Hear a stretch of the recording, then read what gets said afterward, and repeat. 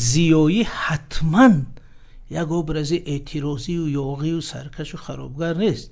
زیایی مسئولیت پذیر است. زیایی در برابر ملت کشور جوابگری داره، بخشی از کار به دوش میگیره تو. ولی همون من اگر خلاصه کنم تعریف دوم برای من پسند است، یعنی یک آدمی معتدلی دارای تحصیلات بلند، ارزش‌های بلند و جهانبینی معاصر که در نتیجه اندیشه شما چالش برانگیز می شود، در فضای مجازی کشیده می شود. مثلا همین حرفتون که گفتید ما 300,000 زیایی داریم و این خیلی یک موضوعی چالش برانگیز شد. آیا در واقع ما 300,000 زیایی داریم و شما روی چی حساب کردید؟ و من میخوام خیلی کوتاه بگید که روی چی حساب میکردید؟ نه راستی گپ یک سببی از امی شخصا از شما رنجیدن و به همی برنامه 1 سال 2 سال نامدن من همی گپ بود. شنیدم چند جا همی شما مخصوصا شما میگه بعضی ها دعوا دارن که 300 زیایی داریم. 300,000 زیایی 300 میگفتم من رنجیدم. 300,000 چگونه چه در نظر داره؟ ببینید اونجا دقیقاً گفته شده است ما 300,000 نفر داریم که به کار فکری، فرهنگی، علمی، تحقیقاتی، تربیوی، روحانی مشغولند. یعنی می 300,000 نفر این چه حاصل میشه؟ ببینید ما فقط 130,000 نفر معلم مکتبی میانه داریم. همین حاضر 130,000 نفر معلم. این شغلش که شغل زیایی است. خب دوم ما حدوداً 50,000 نفر کارمند ساحه علم و تحقیقات و مکتب‌های عالی داریم. ما حدوداً 20,000 نفر خدمتچی دولتی غیر نظامی داریم در اداره و وزارت ها. این 18,900 نفر خدمات اگنتی خدمت دولتی همین 6 ماه اعلام کرد که 19,000 و چند کارمند دولتی غیر نظامی داریم. ما قریب 50,000 نفر کارمند ساحه فرهنگ و هنر و کتابخانه ها و مؤسسه و کلوب ها داریم. شما بینید که در مجموع یعنی 300,000 نفر هست که در نقش زیایی، کار فکری، کار علمی، کار تحقیقاتی، کار ایدئولوژی، کار روشنگری، کار تعلیم و تربیت ما حدوداً 12,000 نفر دوملو داریم. دوملویی که در مسجد امامن، امام 5 وقته، امام خطیب است، سر خطیب است. در مجموع انا 300,000 نفر. این یک. اکنون این 300,000 نفر هم برای چی گفتم؟ اما وقتی فضای اطلاعاتی را میبینید، فضای فکری را میبینید، شما اگر نام به نام روی خط کنید، شما که 50 نام یابید، ما اگر بسیارترین بلندترین آمارگه 100 نام یابید که در همین فضا حرف دارد، گپ دارد، سخن دارد، موقع دارد. برای ایراد من این بود که ما 300,000 نفر داریم که به کار فکری مشغولند، با کار تربیوی فرهنگی، یعنی اونو دیگه همون هسته ایدئولوژی همین جامعه اند. به تعریف های معمولی گیم اونو زیاییان از روی نقش. ولی امی یک فایزش در مسئله های ملی دولتی، حفظ منفعت های ملی، حفظ ارزش ها فعال نیستن. پس 300,000 زیایی نیست این خیلی که باشه. پس اون 300,000 زیایی نیست اگر از روی این فهمش بگیریم، چون موقع ندارن. خب ببینید اکن وقتی که موقع ندارن 300,000 اگر یکی از تعریف های اصلی زیایی موقع داشتن است. خیلی نیست یعنی موقع داشتن رسالت یک از رسال اصلیش. پس که موقع ندارن 300,000 زیایی نیست. خب درباره زیایی ببینید همین زیایی کی هست؟ بله چی رسالت دارد؟ همین امروز مخصوصا امروز نیاز داره که همین زیایی چی هست؟ چون که شما هم این برنامه‌تون در اینا مطرح میکنید. بیاین خیلی کنیم یک نفری هست که هنرپیشه است، یا مثلا نقاش خوب است، یا یک نفری است که آوازخوان خوب است، یک محقق خوب است. اینا میتونن دیدگاه خود را درباره زیایی گویند. این حقش است بیزار بگه. ولی شما بیاید از متخصص که تعریفای علمی مفهوما رو میتید پرسید که همین زیایی چی هست؟ بله خب همین من در نظر داشتم. بله. نه اینکه فکری این درباره زیایی چیه، فکری اون درباره فکر همین علم فکری همین. مثلا ما همین کلمه همین زیایی 3 تعریفی مشخص داریم در همین علمی جمعیتی. یکم تعریفی ساحوی تخصصی هست که مثلا در متن‌های رسمی، در متن‌های ایدئولوژی سیاسی معمولا استفاده میشه. مثلا همه اونهایی که به کار فکری، فرهنگی، تعلیم، تربیت روحی، ایدئولوژی، یعنی به کارهای غیر مادی و غیر استحصالی مشغول است، میگه قشر اینتلیجنس یا زیایی. این تعریف صنفی و قشریش است. بنابراین او 300,000 از روی این تعریف میشه زیایی. من نمیشه واخوری با زیاییون وجود نمیگه که کی عقلش زیادتر است. کسی که در این ساحه فعال است یا مدیر است یا نمیدونم چی عنوان داره، او میره به واخوری با زیاییون. یعنی اینجا تعریفی قشری و ساحوی است که زیایی یعنی کسانی که به ساحه غیر استحصالی، فکری، تربیوی، تعلیمی، فرهنگی مشغولند. این یک تعریف. اگر این تعریف قبول کنه او 300,000 زیایی. ولی تعریف دوم که نسبتاً مثلا من جانبداری آن سالم تر است این است که مثلا زیایی یک شخص است که یک چند نشان دهنده دارد. سو مشخص. یکم تحصیلات بلند استانداردی دارد. یکم یعنی که علم، معرفت داره. این بنیاد زیایی به سواد نمیشه. یکم تعلیمات. دوم نظام ارزشی معین را اعتراف میکنه یا پابند است یا پیرو است. مثلا اخلاق ملی بگیم، اخلاق کمونیستی است و اخلاق دنیوی است. یک معیارهای معنوی اخلاقی هست که او در فضای او مثلا پایبند است یا حداقل از اونها پیروی میکنه، اونها را نشر میکنه. دوم اخلاق است. سوم جهانبینی جمعیتی، یعنی که زیایی کسی است که امی زمان باید شناسه. پیغمبر چی گفتن؟ کسی که زمان نشناخت جاهل مرد. یعنی او زمان رو باید شناسه که امی کدام زمان است، چی روندها است، چی خطرها است، چی مسئله است. و اگر امی 3 تا جمع کنیم انو گپ شما میشه. علامت 4 زیایی داشتن موقع مستقل شخصی و جمعیتی. هم موقع مستقل شخصی چی به وجود میاد؟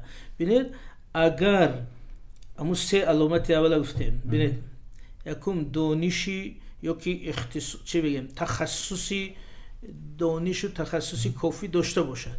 این یک. دوم اخلاق و ارزش‌های کافی در پابند باشد. سوم جهانبینی جمعیتی داشت. هر 3 جمع شد بعد موقع شخصیتی شکل میگیره. اما اگر این 3 پایه نیست و موقع شخصی داره، موقع یک موقع پوچ به ارزش است، موقع غیر تخصصی و یا احساس است. ما همین گویا انا که سیوم تعریف سیوم که با شما نزدیکه و برنامه شما با برنامه ممکن اند شما چیزی دیگه با برنامه ما شاید با شخصی علایده نزدیکتر باشه. انا تعریف سیوم از زیایی هست که خیلی معروف. این تعریف دیسیدنتی است. دیسیدنتی به این معنی که در دوره شوروی، در دوره مبارزه ضد استعمار هم خیلی یک مود بود، یک ارزش بود که همی با حکومت، با نظام، با سیستم، با هر چی ترتیب و قاعده و چارچوب است مخالف بودن. زیایی یک ابرزی غیر استانداردی، انسان اعتراضگر، یاغی، سرکش، نظام ناپذیر. و اگر زیایی مثلا همین گالستوک نبنده، موی سرش تا کتف مانه، فوتبال کا پوشه، بروک جینز پوشه، این زیایی. حکومت حقارت که این وزیر خر، این وزیر گوگویه میگم این زیایی، این بزرگی شوید. انه یک ابرزی زیایی تخریبگر است. این یگان چی نمی‌افره، این همین تنقید میکنه هیچ نمیپسنده.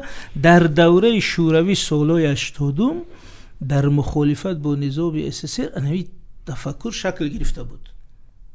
مثلا میگفتن که ریش اعتراضی میموند. سالژنیتسن مثلا چرا ریش میموند؟ و یگان اعتقاد دینی نه، ولی ریش اعتراضی. مثلا به اعتراض گالستوک نمیبنده، به اعتراض کاستوم نمیپوشه، به اعتراض موی سرش دراز میکنه، مثلا به اعتراض چکوروی دیگه.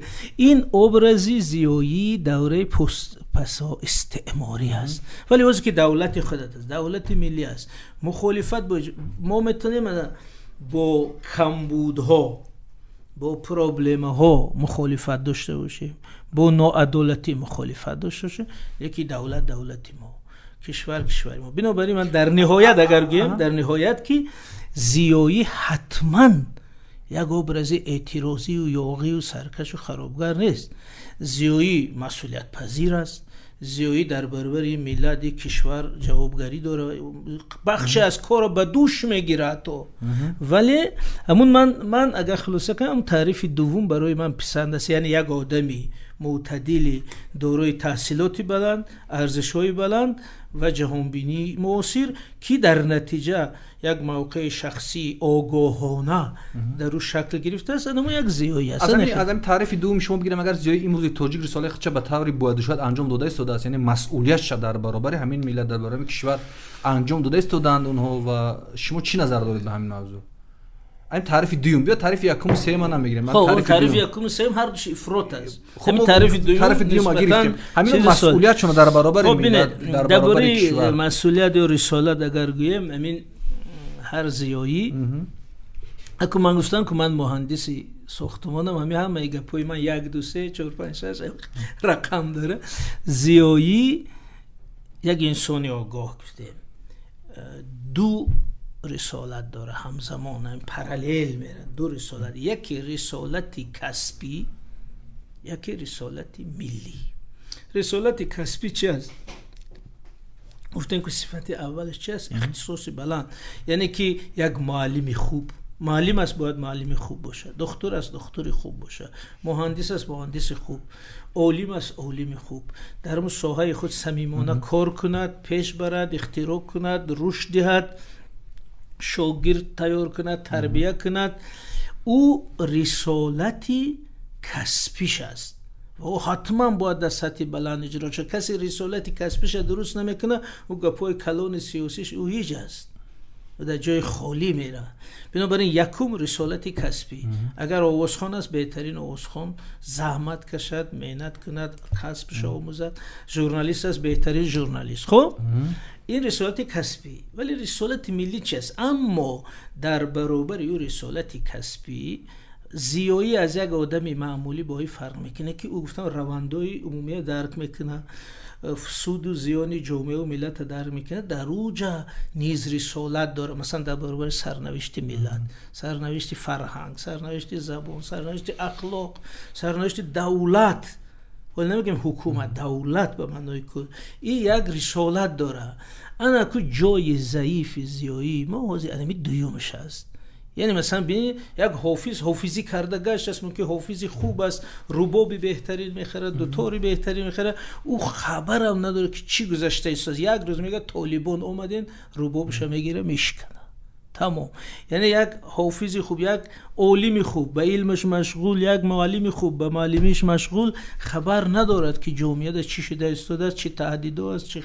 بنابراین اگر در برابر رسالت کسبی، حالا البته اگر صحبت تخصصی شود با رسالت کسبی هم خیلی مشکل داره زیایی ما امروز علاقه سطحی کسبی هم خیلی پایین آمده دیگه شما میدانید. ولی اگر در برابر رسالت کسبی رسالتی ملیش هم درست اجرا کند، این فضای باید زیایی سازه. حتی دولت، حکومت، قشر اداری از زیایی پیروی کنه، باید زیایی معیار سازد، ارزش سازد، محیط سازد که هم خلق، هم عامه، هم صاحبکار، هم دولت مدار در اون محیط ساخته او زندگی کند. بنابراین زیایی انمی رولش از دست دادگی. خود شما خودتان را زیایی میسوبید؟ خودتان شخصا خودتان و رسالت شما چی است مشخصا؟ خب ببینید زیایی من میخوام که جدی گویید که مثلا خودتان از زیایی میشناسید با کدام دلیل و رسالت اصلی خودتان در چی میبینید و چی است امروز و در سیمای شما ما قیاس کنیم اونایی که شاید خودشون از زیایی میدونن. نه ببینید اکنون من من هم زیایی هستم هم نیستم. چرا نه طبق تعریف اول، چون کاری من کاری فکری است، کاری تربیتی است، تعریف اولی افراطی است، تعریف دیگه افراطی است. نه کاری تحلیلی است، کاری تحلیلی است، کاری فکری است، کاری تبلیغ است، کاری تربیت است، کاری اندیشه است، کاری اعتقاد است. برای همین از همین تعریف من زیایی داخل میشم، همچون قشر. آخه من پابل نکنم، استحصال نکنم، برای میگم اما لینیم که زیایی ها را یک گپی سخت گفته بود و معناش این بود که چون از نگاهی صنفی کجا صنف استحصال کننده مهم بود، کارگر و دهقان. برای همین گفت که اینا چون چیز تولید نمیکنن، نعمت مادی نمیآفرن، هم خیلی گفته بود.